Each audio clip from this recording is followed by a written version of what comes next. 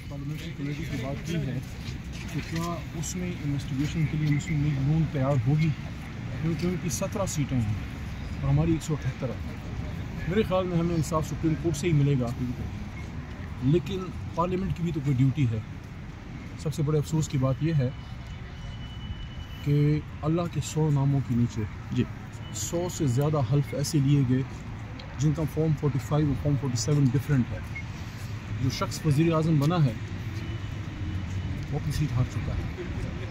جو صاحبہ ہماری سسٹر ہے، کوئی ان سے کوئی ذاتی بات نہیں ہے، لیکن مریم بی بی اپنی سیٹ ہار چکی ہے. ایسی حالت میں آپ نے وزیر اعظم اور وزیر اعلیٰ سب سے بڑے صوبے کا جو لگایا ہے، کیسے جمہوریت آگے جائے گی؟ یہاں پہ ایک سوال پیدا ہو رہا ہے کہ پھر آپ جب تک مینڈیٹ نہیں ملے گا تب تک مذاکرات نہیں کریں گے، یا مینڈیٹ کو بھول کر بھی آپ مذاکرات یا مفاہمت کی طرف جائیں گے؟ مینڈیٹ کو بھول کے تو پھر یہ تو پھر نہ کرنے والی بات ہوئی نا.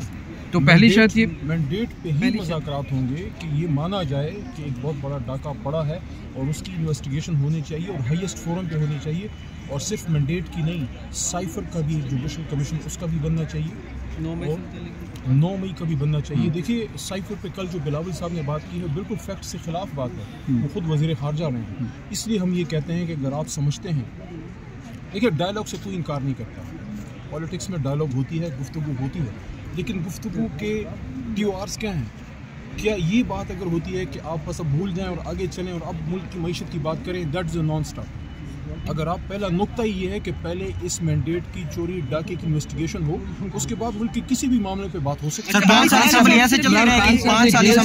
جنہوں نے کرپشن کی ہے ان کے ساتھ بات نہیں ہو سکتی، تو اب یہ مفاہمت یا مذاکرات کس کے ساتھ ہوں گے؟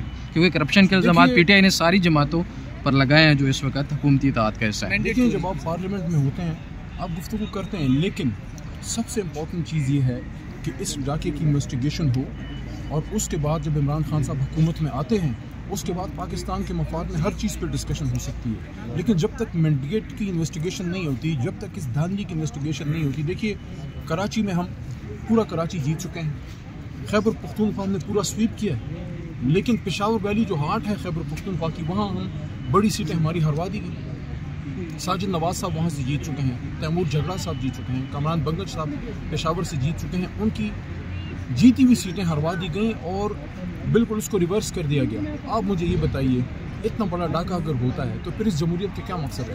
50 ارب روپے لگانے کی کیا ضرورت تھی اگر ہم نے یہی کرنا تھا؟ دیکھیے فارم 47 کی ذاتی کوئی حیثیت نہیں ہے. فارم 47 بنتا ہے فارم 45 پہ. یہ ایسے ہی ہے کہ اگر آپ نے میٹرک نہ کیا ہو تو FSC میں کیسے بیٹھ سکتے ہیں؟ تو آپ نے جعلی فارم 47 بنائے. فارم 45 پہ تحریک انصاف جیتی ہے، 178 180 کے قریب ہماری سیٹیں بنتی ہیں. اس وقت ہمیں دی کتنی گئی ہیں؟ 93. اور ہماری ریزرو سیٹوں پہ بھی حملہ ہے، اور یہ بھی کہا جا رہا ہے کہ اس کو ہم نے جو ہے وہ تقسیم کر دیں.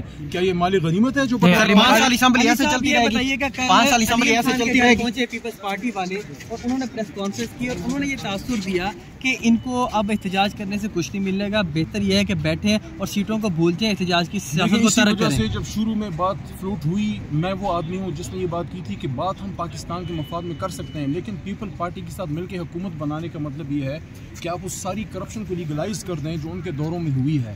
اس وجہ سے ہم نے یہ بات کی تھی کہ ہم اپنے مینڈیٹ پہ حکومت بنائیں گے اگر ہمیں اپنا مینڈیٹ ملتا ہے، نہیں تو پوزیشن میں. 5 سال اسمبلی ایسے چلتی رہے گی. لیکن ہم بھی جدوجہد کریں گے. اتوار کو